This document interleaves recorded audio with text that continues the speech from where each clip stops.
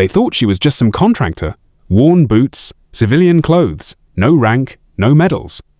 On the fourth day of dead silence aboard the Navy's most advanced aircraft carrier, the USS Sentinel, tension was boiling. The ship sat lifeless in the middle of the South China Sea, motionless, vulnerable, and exposed. Every restart attempt had failed. Every top-tier engineer from Lockheed, Raytheon, and the Navy's own elite task forces had been flown in. None could fix the propulsion failure. It was no longer a malfunction. It was a full-blown crisis. Inside the command center, Commander Elias Monroe was pacing furiously. He hadn't slept more than 2 hours in 3 days. "We're sitting ducks out here," he muttered under his breath. "And if Beijing decides to test us?" "Another team's arriving, sir," reported Lieutenant Karen Yates. "Just touched down. Pentagon cleared them directly." Commander Monroe exhaled sharply. "Fine. Escort them to engineering." Minutes later, the team arrived. Among them was a woman clearly not in uniform, at least not anymore. She looked to be in her early 50s, tall, with silver-streaked auburn hair pulled into a no-nonsense bun. She wore faded jeans, a navy blue button-down shirt, and a worn leather messenger bag slung over her shoulder. No one introduced her. She introduced herself through action. As soon as she stepped into the ship's cavernous engineering bay, the tension thickened. Conversations paused. Fingers hovered over keyboards. No one recognized her, yet everyone noticed her. She didn't speak to the officers. She didn't nod to the admiral. She simply walked past them, scanning the diagnostic displays. Her eyes darted from screen to screen, absorbing layers of technical chaos with eerie calm. "Excuse me," she said quietly to a defense contractor hogging the main console. He blinked at her. "Ma'am, this is restricted." She didn't flinch. "I need the original schematics, not these summaries, the route design files." "You're not cleared to." "She is," interrupted a stone-faced naval intelligence officer. He handed a tablet to Admiral Wren. "Omega-level access, cleared by the Joint Chiefs, no questions." A hush fell over the room. Even Admiral Wren raised an eyebrow. "That's unusual." The woman finally spoke clearly, her voice calm but unshakable. "My name's Dr. Helen Ravenswood. If you want this ship moving again, let me work." Monroe didn't know what bothered him more, her confidence, or the fact that nobody seemed to know who she really was. Some of the engineers scoffed under their breath. One even chuckled. "Great, we've gone from quantum specialists to soccer moms." She ignored it. Without raising her voice, without defending herself, she began typing. Her fingers moved across the console like a pianist, recalling a melody she hadn't played in years. She didn't ask for help. She didn't explain what she was doing. She simply worked. Master Chief Dean Callahan, a grizzled veteran who'd been standing quietly in the back, narrowed his eyes. As he stepped forward, his face went pale. He recognized her. But before he could speak, she glanced over her shoulder just once and said softly, "It's been a while, Chief." His lips parted, but no words came out. He just stood at attention, like someone in the presence of something untouchable. In that moment, the tone shifted. Not from what she said, but because she didn't need to say anything. That woman didn't belong to any rank. She didn't need medals. She didn't carry arrogance. What she carried was something far heavier, knowledge. And those who had seen what she could do knew better than to laugh. Yet most still didn't. Dr. Helen Ravenswood didn't ask for anyone's approval. She didn't need it. As the engineering bay buzzed with skepticism and whispered jokes, she quietly opened the ship's most sensitive diagnostic interface zone no one had dared touch in 3 days. The moment she input her credentials, the system paused, then granted access with a level of clearance that silenced the entire room. Admiral Wren leaned over to Commander Monroe. "Omega-level clearance doesn't just happen. Either she designed part of this system, or she knows someone who did." Monroe nodded slowly. "She doesn't look like someone who pulled strings. She looks like someone who's been burned by them." Meanwhile, Ravenswood worked in near silence.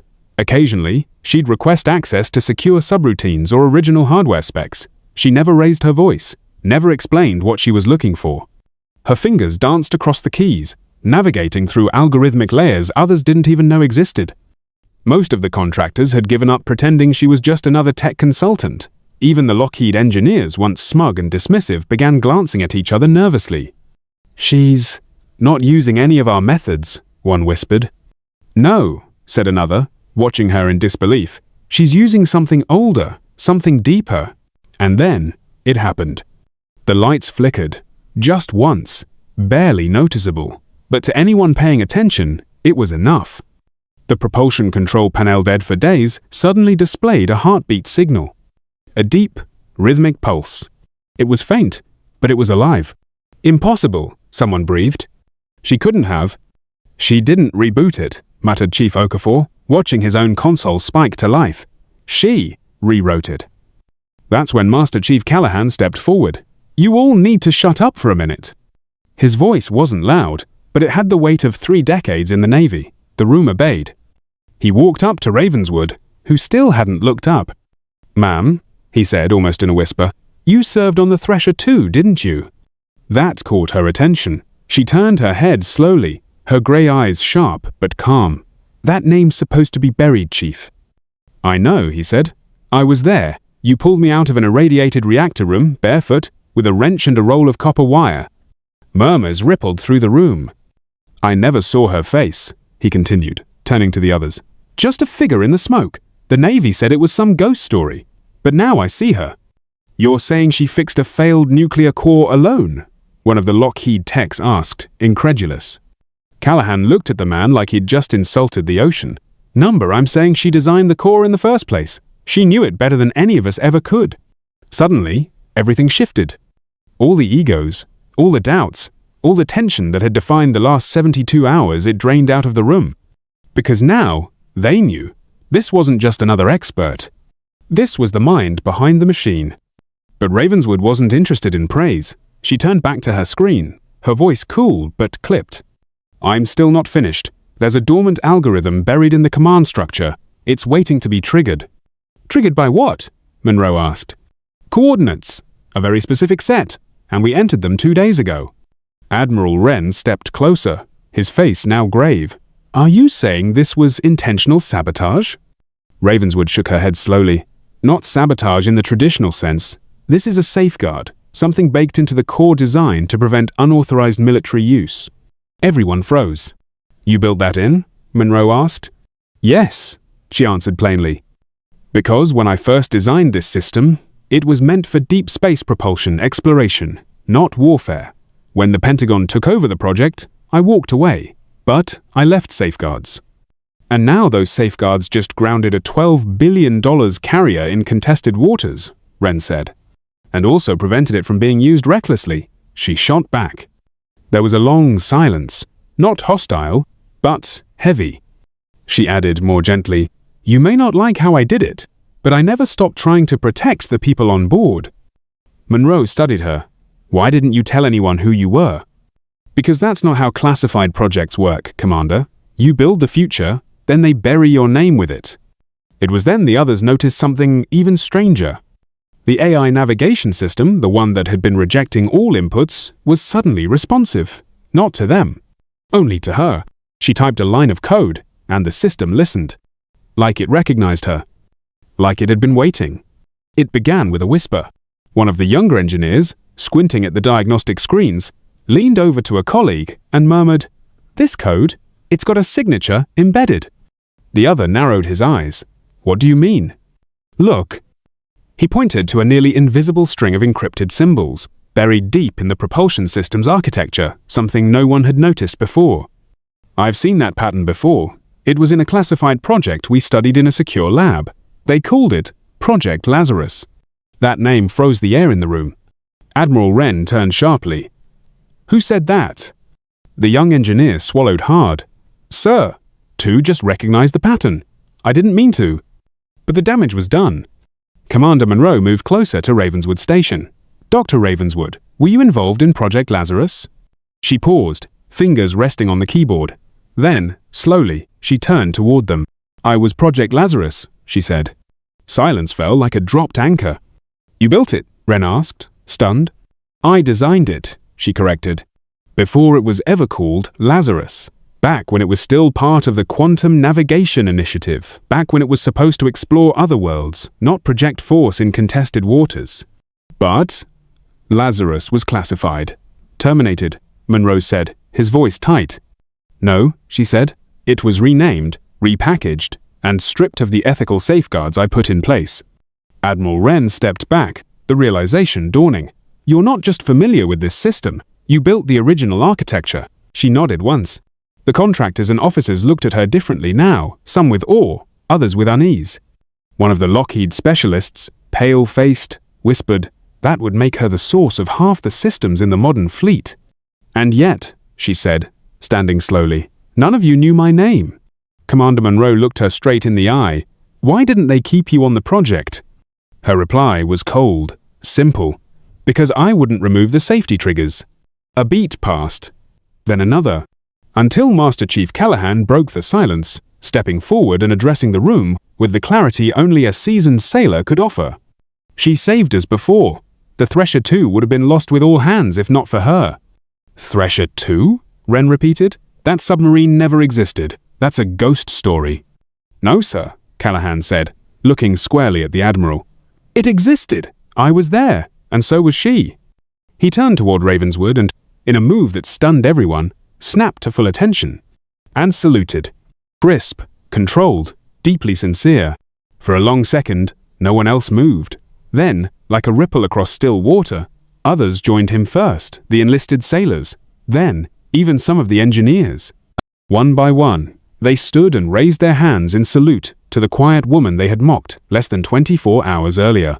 The woman whose fingerprints still lived inside the ship they were standing on. Ravenswood looked genuinely caught off guard. This wasn't what she came for. She wasn't built for recognition. She was used to the shadows, to whispered access codes and unsigned briefings. But this was something else. Commander Monroe broke the moment gently. Dr. Ravenswood, if this system can be remotely triggered, then our entire fleet could be vulnerable. She nodded. Yes, but I've uploaded a patch to block the protocol that was activated when you entered these coordinates. And if it hadn't been you, Wren asked, what if we'd brought in someone else? She didn't hesitate. They would have failed. That answer hit hard. No arrogance, just fact. She returned to the console and brought up a schematic none of them had seen before, a hidden layer beneath the operating system, something not in any manual or spec sheet. This is the real architecture, she said. What you've been working with is a modified interface layered on top of it, pretty to look at, easy to control, but deeply, dangerously misunderstood.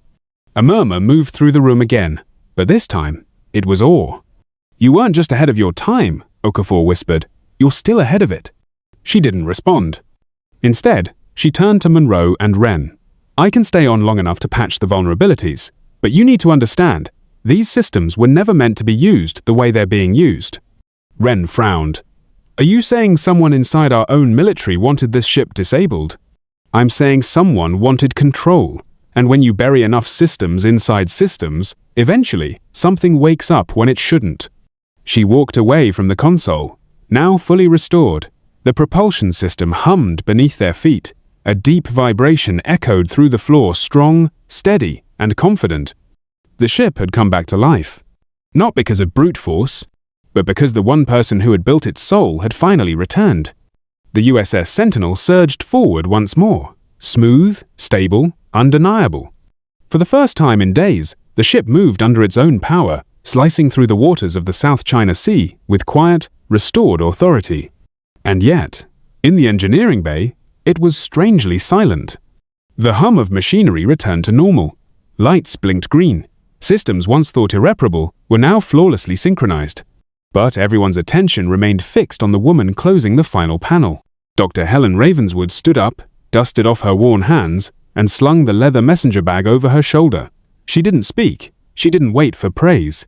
Commander Monroe, Admiral Wren, and Master Chief Callahan stood nearby, watching her not as superiors, not as commanders, but as men who had just witnessed a ghost rewrite history. Dr. Ravenswood, Monroe said, stepping forward, you just saved a $12 billion carrier and possibly prevented an international crisis. You deserve recognition. She gave him a faint, tired smile. Commander, I've seen how the Navy handles recognition for classified work. You should still be acknowledged. No, she replied gently, I should be forgotten. That's the only way systems like this stay safe. There was a pause, quiet and heavy. Master Chief Callahan broke it with a quiet rumble. I'll remember. She turned to him, a moment of genuine emotion passing between them. You always were the stubborn one, she said. And you always vanished before anyone could thank you. I'm just trying to clean up what I built before someone misuses it. At that moment, a junior officer appeared in the doorway. Ma'am, your transport's ready. She nodded. As she walked through the engineering bay toward the exit, something remarkable happened. One by one, sailors and engineers began to stand, not because of an order, but because they understood, because they knew what had just happened. Callahan was the first to salute again. The gesture passed down the line like a wave of quiet reverence. No cheering, no clapping, just a line of respect, as solid and unwavering as the ship itself. Ravenswood stopped, visibly caught off guard. Her composure faltered just for a second. Then, slowly, she returned the salute, crisp, clean, and deeply human.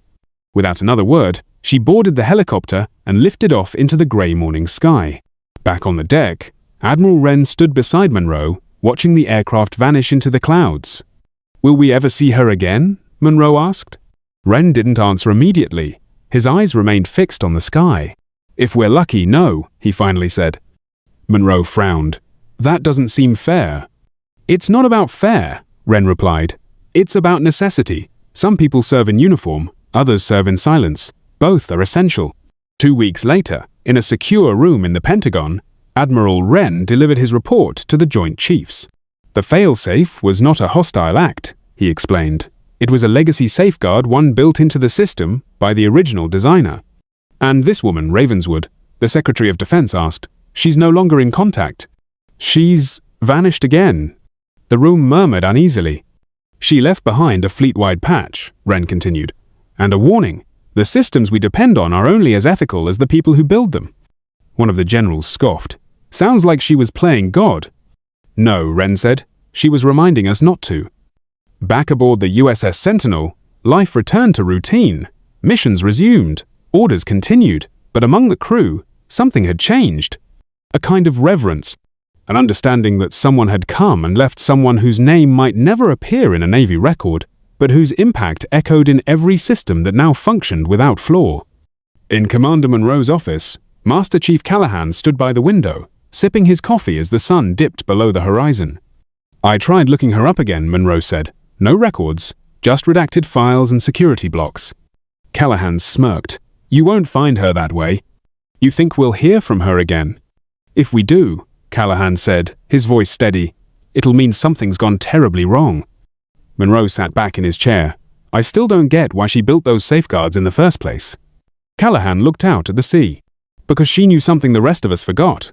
That technology without conscience is just weaponry. And she didn't sign up to build better weapons." There was silence between them. A thoughtful, respectful kind of silence. The kind that lingers long after words lose their weight.